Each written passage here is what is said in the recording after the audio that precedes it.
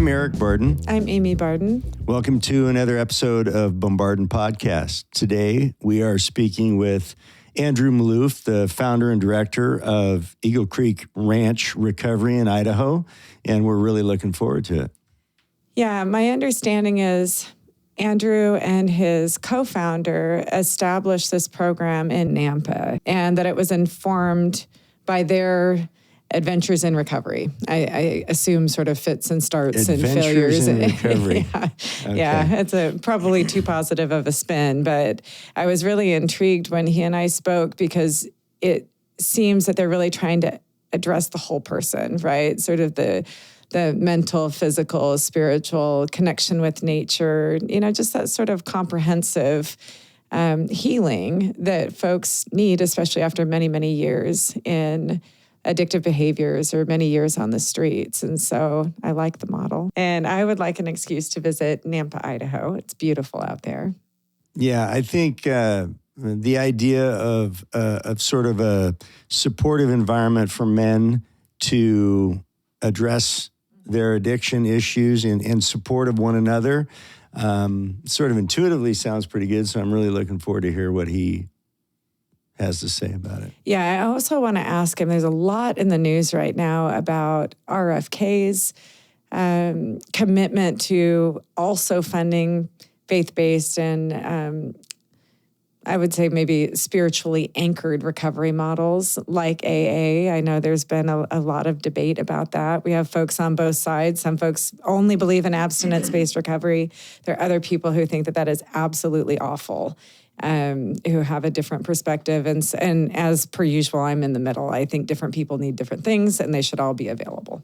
Well, yeah, I mean, I agree with that kind of, but I also think sometimes that gets to be, we'll fund everything and anything because, we don't know what might work for people or particular individuals. I think the best way to think about it is like, let's fund what works because if you have outcomes that are positive, there's a lot of support for 12-step programs because it's kind of been in existence for a long time and has helped a lot of folks. And so I think Andrew's perspective obviously is that worked for him. And so I look forward to that discussion about, the faith-based, spiritually rich environment to overcome addiction. It's going to be fun. Let's go. Stand by to be bombarded.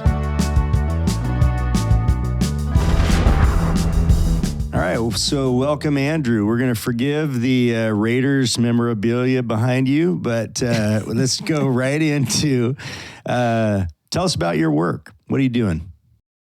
Yeah, absolutely. And thank you both so much for having me on the show today. My name's Andrew Maloof. I live out here in Idaho. I live in Eagle. And I own a drug and alcohol treatment center for men. We're primarily substance abuse, co-occurring disorders. We're on a beautiful property. It's about 5 acres, and it's a serene, very tranquil place. And it's a place that we've built in order to help men get sober, to work on their mental health disorders. Very 12-step based programming, abstinence based. And our thought process on opening this place was, how do we build something that if we ever had to go back through treatment, where would we want to go? What would we want it to look like? How would we want it to feel? And so we really put a ton of thought into this. And our primary goal here is to give away what we were given in our sobriety and allow men to find some hope and find a way out of this addiction cycle, as we call it, this vortex, and be able to have the life of abundance that my business partner Luke and I were given.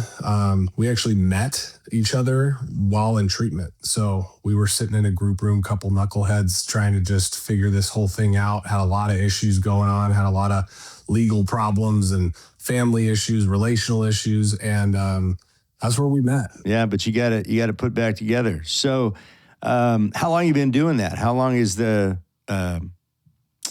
have you had this treatment program going for others?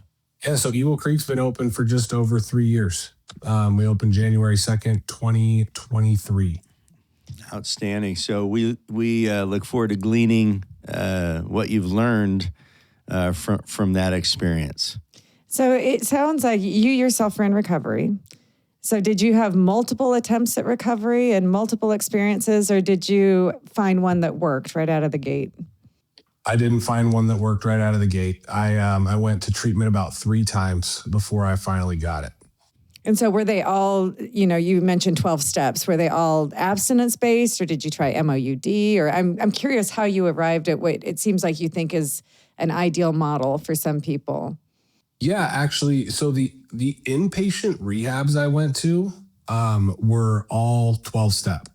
But I also did some outpatient treatment models that were more like MAT, medication-assisted treatment. So if you start counting those in, I tried everything before I finally got sober. Yeah.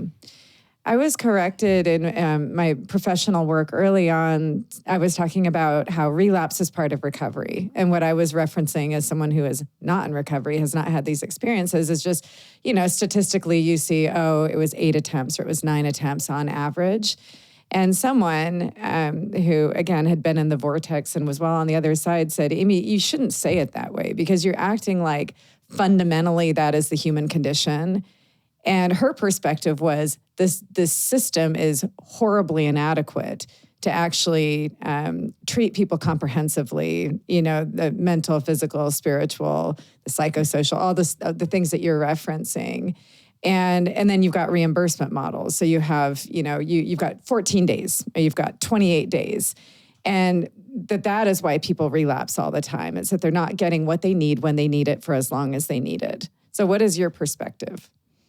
Yeah, well, I agree with her. I mean, relapse isn't part of recovery. It's part of addiction. It's part of active addiction is what that is. And there's a lot of reasons why people relapse so many times. I mean, like you said, our system is in many ways broken. The disease itself leads to that. Lack of education, stigma. There are so many things that lead into the high relapse levels. It's crazy. I think it'd be really important. We kind of skipped over this. Just real quick, you designed a treatment program that obviously you believe in because it worked for you and it worked for your partner. What are the principles of that so that we have that foundational context?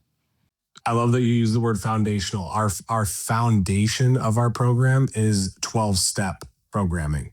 That is the foundation. And we combine that with evidence-based practices, mindful practices, outdoor adventure therapies, and try to give an extremely well-rounded client experience. And the entire place was designed with the client experience in mind. But the foundation of everything, again, 12-step model. So is it customized per person? I mean, are you doing an assessment and you find somebody really needs to work on this aspect of their being more than another? Or is there a little bit more rigidity or consistency in what you're doing, where it's like 3 times a week we do this? Yeah, that's such a good question. Parts of it are not individualized, right? There are core fundamental ideas of our program that everybody is going to engage in. Everybody is going to be introduced and work 12-step programming, for example. But much of it is absolutely individualized, right? Your individual therapy sessions, your counseling, your case management, it's individualized to your experience, your traumas, your family dynamics, and case management, even more so possibly. I mean, everybody comes in with different issues going on. Some have legal, some have FMLA, some are selling a house and need to get that done while they're in treatment. So all of that individual stuff is of course unique to each client. Absolutely. And when you exit someone, I presume you exit people when you feel like they're going to be successful, sustaining the recovery, sustaining the win. What is the assessment? What indicates that? Yeah. Again, fantastic question. This is where we start to run up against the medical model. We start to run up against, financial barriers. We start to run up against the disease itself, ego, from the client. Because if we could, one of the most proven and studied metrics for addiction is length of time in treatment, right? Length of time focused on your recovery. And so we set a standard of a minimum of 30 days with us, and that's not enough, right? That's not enough, but that's also, we have to try to navigate the healthcare system, right? The insurance companies and what they'll authorize and what they'll treat, and not, we have to balance it with people's financial limitations.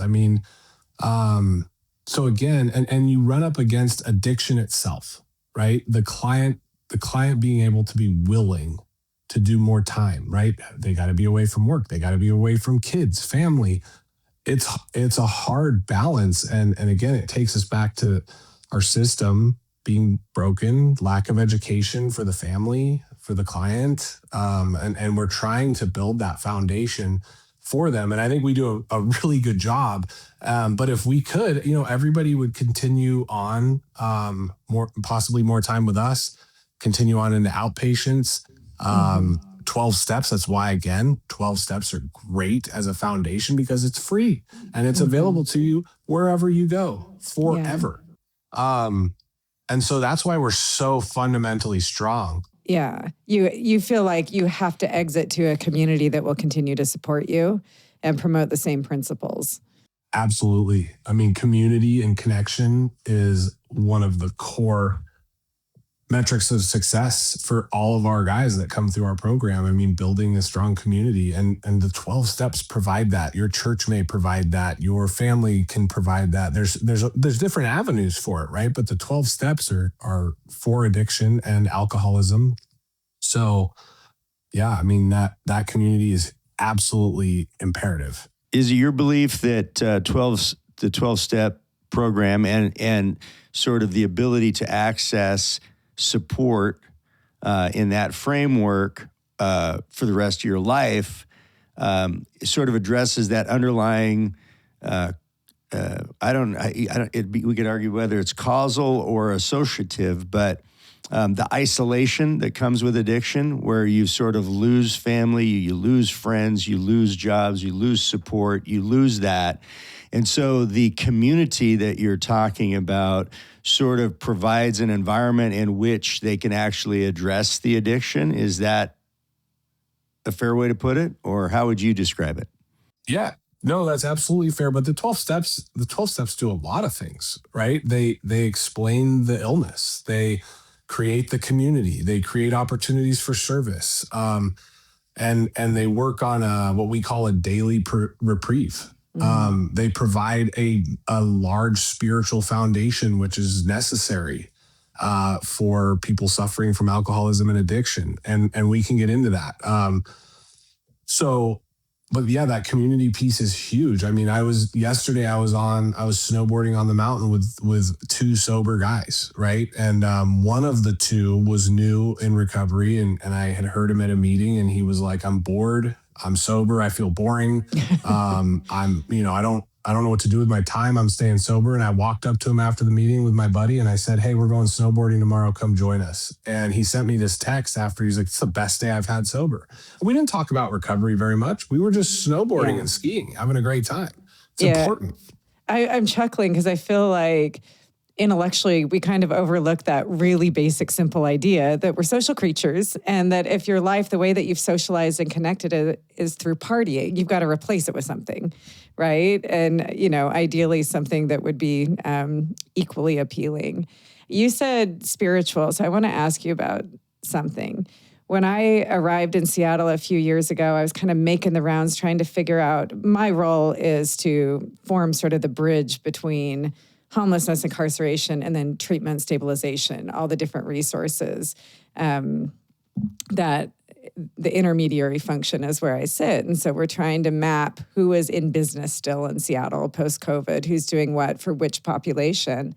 And it became clear to me quickly that we had, I don't even know what the term is, sort of divested from anybody with a faith perspective, any kind of faith perspective. So, Jewish Family Services, Union Gospel Mission, Salvation Army, making the rounds in favor of very academic, evidence-based, but atheist models. And I remember thinking, oh, that's interesting because we've got all sorts of humans. And a lot of people really benefit from a return to their fundamental faith perspective if they had one. That's useful. And now, a few years later, I feel like in a lot of blue cities, not just Seattle, we're getting more realistic about that there are smart recovery works for some people, right? There's a range of different models. And we've got RFK, who's talking a lot about this, I was just reading about the Streets Initiative, $100 million for faith-based, evidence-based programming. So tell me how you think about the faith-based idea, spirituality. Yeah, so that is a long answer. I will do it as quickly as I can. So there's faith-based and there's spiritual. And I think you can separate that, right? Faith-based to me is going to be picking a specific religious faith. And I think people get that a little bit confused because we can also say that faith-based is just having faith in something greater than yourself. Yeah. And so the 12 steps are really great because they don't push any specific faith on you. They're spiritual in nature. And they're really talking about the idea that you have to believe in something greater than yourself. Because if you don't, reasonably thinking, that means you think you're the greatest thing. You're the biggest thing. I had an old sponsor, he would say, God, right? G-O-D, group of drunks. Good orderly direction. He goes, those are fine. That's a great starting point. Now, if you come in with a faith and it's Christian or Jewish or Muslim or whatever, great. Use it. It's fantastic. That's fine. What matters is that you believe in something greater than yourself to have that faith in. And if you look at the 12 steps, the steps themselves are a set of spiritual principles. So at the very end of the 12 steps, it says, practice these principles in all your affairs. And you could almost go, wait, what principles? I didn't see a list of principles. The steps themselves are the principles. And so you're living by humility, honesty, open-mindedness, willingness, all of these things. And you're practicing them as you go through the steps. And all of a sudden you realize you're becoming a more principled person, right? You're the guy that used to not put the cart back at the grocery store because you could walk around Costco for an hour, but you can't walk 10 more feet to put the cart back.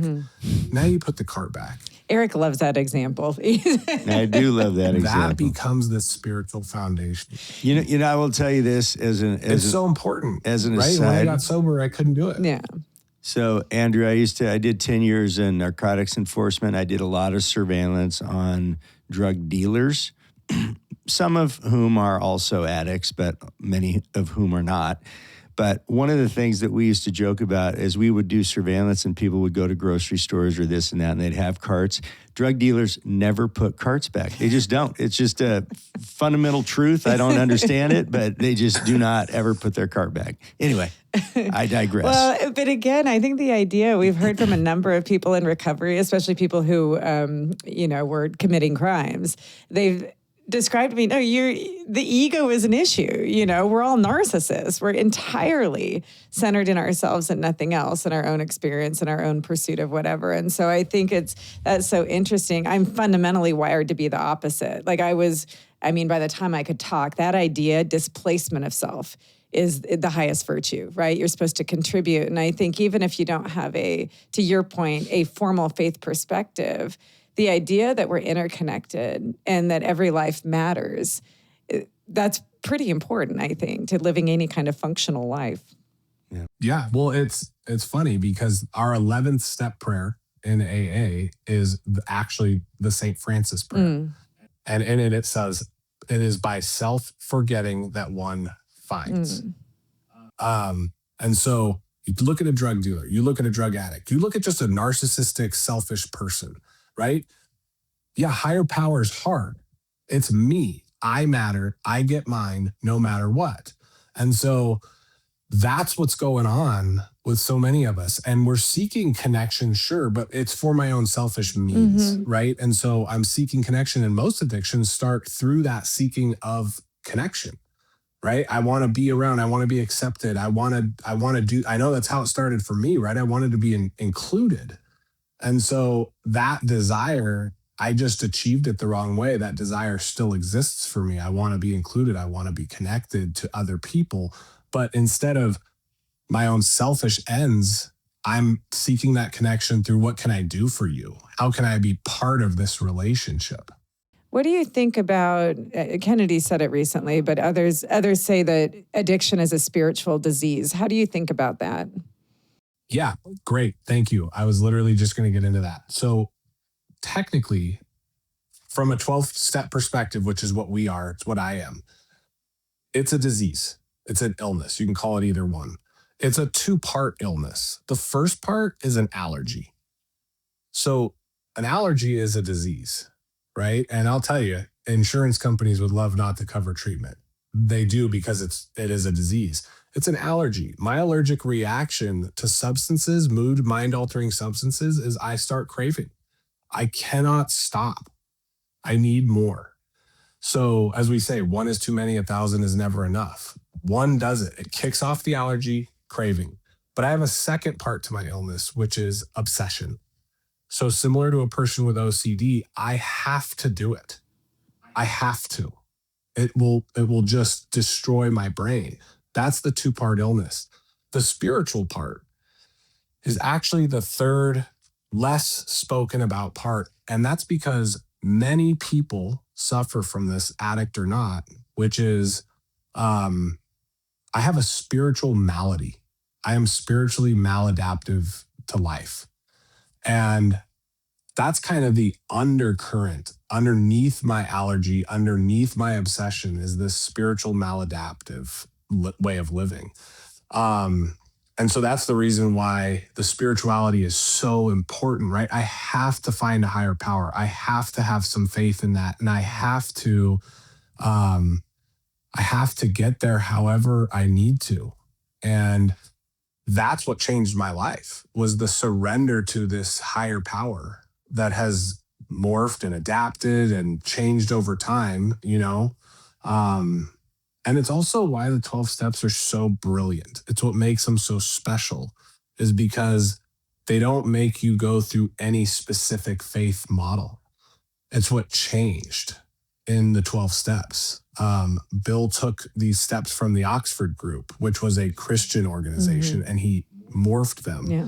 And the 2 biggest changes was, 1, this is not a specific faith. And 2, the key to it is one alcoholic helping another. The AA birthday is actually 6/10/35. That's the sobriety date of Bob Smith. He's the second alcoholic who got sober through the 12 steps, not the first alcoholic. And that's because the key was that most beautiful connection between 2 alcoholics, one helping the other.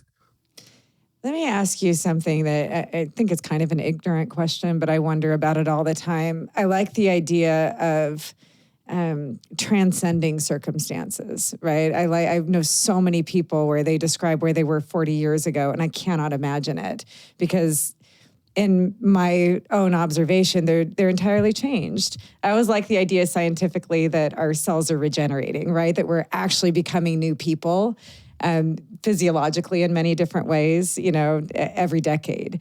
And so I've always struggled with the idea that somebody could be sober, wholly changed, transformed, and still say, you know, I'm Amy, I'm an addict at the age of 70, when there's no evidence that they are. And then I also wonder about this idea, if I have a disease, and I think of it like type 1 diabetes, that I can never get out from under it, that's how I was born, and this is who I am, and this is an element of my life. It just, but those aspects of it are always hard for me. So how do you respond to that?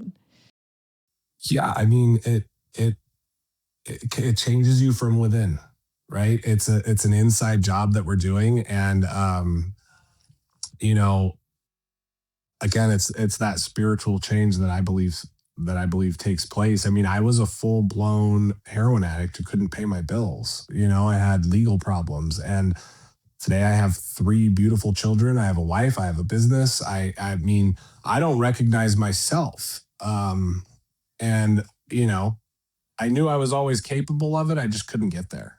I hope that answers your question. Do you consider yourself an addict? Oh, yes. Yeah, I do.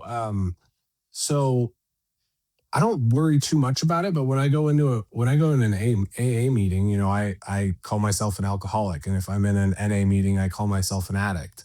And you can oftentimes say you're a recovered addict, and the way that we explain that is you're never cured. You're never cured. You have a daily reprieve contingent on the maintenance of your spiritual condition. I am given a daily reprieve that basically is contingent on me helping somebody. I need to be involved, and I need to be helping another guy. And if I do that, I don't have that obsession to drink or use. If I don't do that for an extended period of time, it'll come back. I know it will. So yeah, it's not a cure, it's a reprieve. But yeah, I do still identify that way, and mostly because I don't need to ask too many questions about the program that saved my life. I don't need to worry about that. And that's a big thing too. That's a spiritual practice for me where I can stop asking why about everything all the time and just go, hey, it worked. And I need to trust and surrender. Yeah. I think, again, my reaction is I'm very sensitive to language. And so I remember when people started to say, rather than I'm a victim, I'm a survivor. I thought that was very, very powerful, especially as a woman. So it always grates a little bit for me when somebody says I'm an addict, when I feel like, no, you're not. No, you're not. You're a survivor. And I understand what you just said, that there's a protective, preventative factor about it, that you never want to be too confident, right? You never want to feel like that vulnerability is not there, because that's when people do relapse. But it just makes me sad if I feel like you've actually conquered, you wrestled this thing to the ground and you changed. Yeah, when oh, are you still here? I'm sorry. Hey, hi guys. Sorry. I do that sometimes, Andrew. One of the things that occurred to me as you guys were talking and you were mentioning the diabetes and Andrew, what you were speaking about in terms of you know that if you don't maintain yourself, that as an addict you would fall back into that dysfunction. It occurred to me a little bit as I was thinking about the let's say somebody has type 2 diabetes, but they adopted an exercise program, they improved their diet, they are probably on medication, and now they still have type 2 diabetes, but it's under control. It's being managed, and they're extending the quality and the length of their life, et cetera. It seems to me to be a little bit of a parallel, right? I mean, you are managing. You have gotten the addiction under control, but if you abandon all of the positive things that you were doing, that you are doing to maintain that, then that could come back. So see, I just blended those things. Yeah, it's a good metaphor. Yeah, thank you. Yeah, no, it's a great metaphor. All right, so Andrew, to be clear, why do you think it's important to still call yourself an addict? So I was told never to answer a question with a question, but I'm going to. And my question is, why is it so bad? Why is that a bad thing? Because Amy doesn't feel good about it. That's part of in my mind. Yeah, well, I mean, nobody does. However, I believe in my life as an addict, especially a recovered addict, especially as a person who's been 13 years sober, I don't think it's a problem. I don't see it as a bad thing. And I think that points to the problem with the stigma and the lack of education on what addiction and alcoholism really is, because you hear it as a bad thing. I hear it as a compliment. So that's my answer. That's a great answer. I have no problem. Yeah. I mean, that's what we really want, is we want to get fundamentally to what is your perspective on this. And so I think that was a great answer. No, I do, because again, I have not had the experience. I'm at this intersection where I see lots of different types of human struggle. And then I see people on the other side of it. So if I think about the people that I know who were chronically homeless, right? And there may have been a mental health aspect.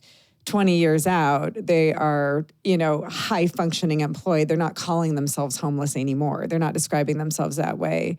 And then I also, what I love about the recovery community is when people can say, like, almost to the hour, how many days sober they are, right? How long they've been in recovery, and how inspiring that is. So I think it's just I just want to breed some optimism. I'm also very sensitive to the idea that your kid has a disease, there's nothing you can do about it. Because I think that is why so many people are still dying on the streets. It's like, it's just, this is my lot in life. I'm dealt this hand. I have, these issues, and this is the best we can do. I don't like that. Yeah. Well, I get that. But also it's, my issues, because they don't stop with addiction. I have plenty of other things, but they're there, right? I can call them my character defects. I can call them characteristics about me. I could call them all types of things. First, I need to be aware that they exist for me to do anything about them. If I pretend that my anxiety is never a problem and that I just don't get anxious, it's going to be a nightmare. So I'm well aware of all these different issues, and so I can actually deal with them. But the first thing is I have to, it's not my fault necessarily that I'm an anxious person, but it's absolutely my responsibility to deal with it. And that's addiction. That's any illness, right? It may not be your fault that you got cancer. Mm-hmm. There's certain situations where it might actually be. And regardless of whether it's your fault or not your fault, it's your responsibility to do something about it. And the care is probably going to be exactly the same, whether you caused it from smoking or you didn't. But the care is the same, and it's your responsibility to get that care. So I see it as the same thing. I don't see it as offensive that I have any of these things. I'm not upset when somebody says, you're a pretty anxious guy. Yeah. And I got to work on it a lot. And if I forget, I'm not going to work on it. So I want to ask a couple of questions here. I think people are going to want to know from your perspective, from sort of 13 years of sobriety, as well as now your experience for the last 3 years of running this program. Tap into what you've learned from that. So, what would you tell families of an addict? What would you tell them the best thing that they can do? Because obviously, many loved ones, suffer greatly when the person they care about is in active addiction. What is, because it's the old tough love thing. Do you support them? Do you not support them? Obviously, I'm asking a very open-ended question because there's a variety of circumstances that, exist there. But are there any sort of overarching themes that you can provide for folks who have a family member who is going through this? Yeah. It's a very, in some ways, a similar response to what we just talked about and how I answered that, which is we all need to face facts. We have to look at things, and it gets really cloudy when that's your child, when it's your husband and the father of your children, or your father. It gets cloudy. And we do that in our lives, right? We paint red flags green and never underestimate the power of denial. Because we don't want to believe what's true is true. So that's the first part. If you start facing the facts, you have a launching point. And so once we face the facts, the other thing is, the difference between right and wrong. And your loved one knows the difference between right and wrong because you taught them. And so we have to look at things like, I am willing to support, my love is unconditional. But my financial support, my time, these things that I give to you, they are conditional, as they are with anybody else in our lives. And so I need to be able to look at the facts and recognize that I'm either going to support you going down the right road, meaning the correct road, but I will not support you going down the wrong road.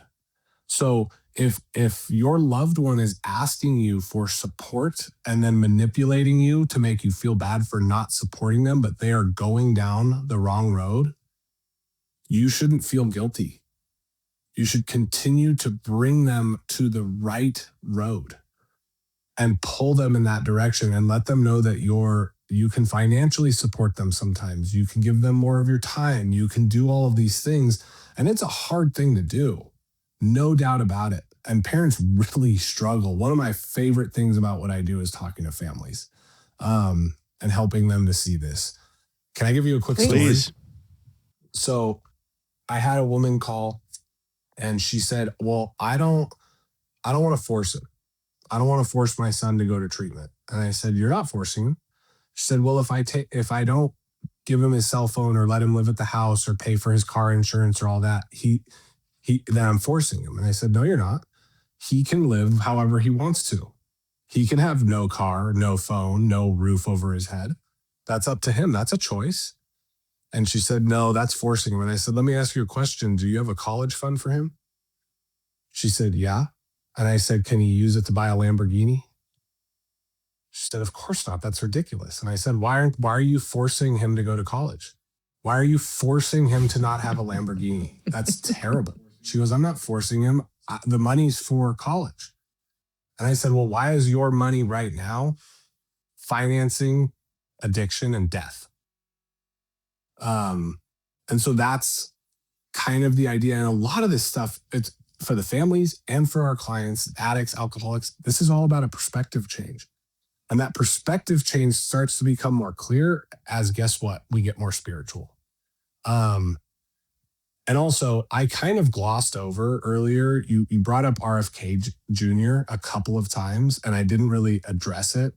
And one of his recent talks created this huge uproar because he specifically was talking about faith-based programming.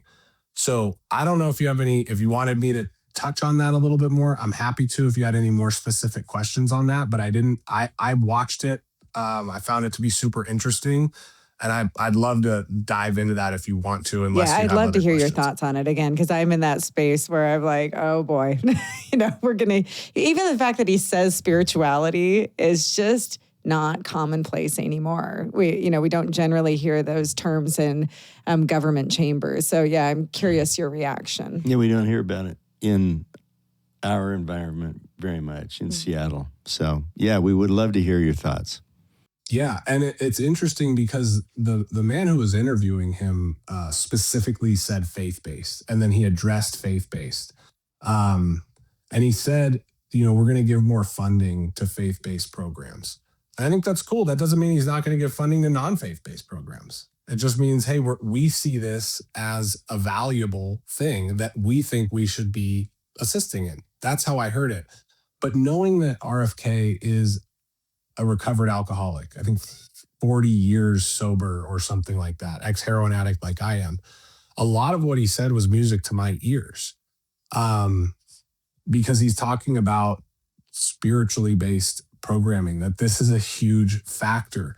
And the 12 steps are considered evidence-based, right? He says we need to mix these evidence-based practices with these spiritually based practices, and we should be supporting these programs that do this. That's what we do. We mix the 12-step spiritual-based program with evidence-based programming. Some examples of evidence-based programming are different medications, possibly motivational interviewing, cognitive behavioral therapy, dialectical behavioral therapy, trauma-informed treatment. These are all evidence-based practices. So are the 12 steps.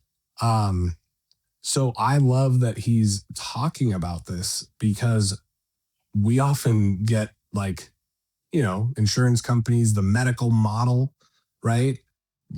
They're not interested in some of this stuff. And so I like that he's like, we need both. Yeah, I think that many times both. In blue cities, for example, you get this perspective that if it has an organized religious association, if it's faith-based, that is a discriminatory sort of treatment program, that you have to be ex-faith to participate in that. So we're going to not fund or or associate with those folks, which is by definition discriminatory, because there are people who, to your earlier example, they may have a Christian or a Jewish or a Muslim foundational faith system, and for them that is the best way to build their recovery is through the associated with those principles. So I think the best answer is both, and RFK is not saying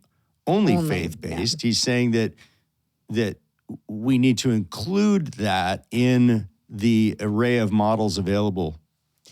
I'm curious, Andrew, why do you think there's such an uproar? Because I'm always just fascinated by this, by extremes on the right and the left that are, again, just not at all academic or intelligent positions to take. The one size fits all, in my opinion, is never intelligent. So what is going on? Why do you think everyone freaked out? It's funny because every time I can hear myself on an extreme side of something, I feel a sense of like guilt come up where I'm like, oh God, I'm being that person. But I'm gonna lean into it, right? And there's the ego, the lack of spiritual side. It's like, what did I now do today for my recovery that I'm acting this way? And I do it, right? I totally do it. But I think that's why there's an uproar, because our political climate right now exists in a sense of like, anything certain people say, I'm going to lose my mind over it. And so I think that for him, like if it's him saying it, there's certain people out there that are just going to go nuts because it's him saying it. That is the source. And I'm guilty of it. I'm guilty of it. Like I've done that. So I'm not hating on him. But a lot of this guy has a lot of experience. Yeah, there's no question that, we have an incredibly polarized sort of political, cultural environment right now.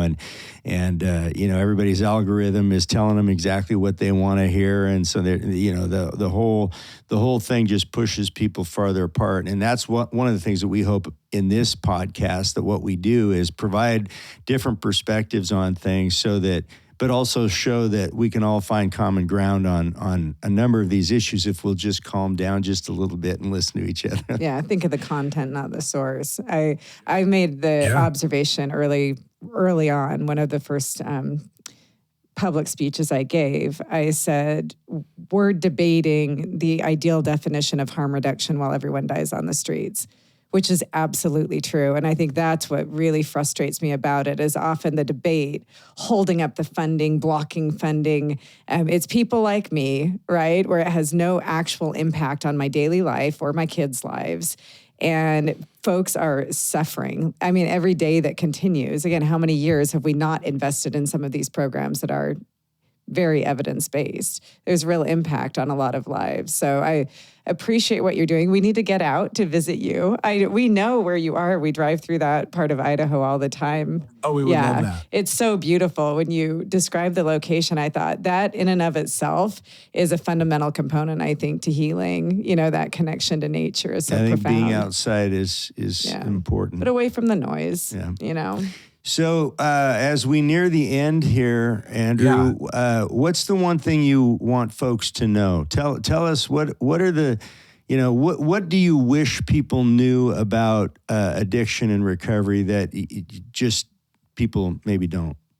Yeah, I really want people to understand that, and I spoke about this already, right? I want you to understand the disease model, and I want you to understand why it's a disease. That's not an excuse. That's not what that means.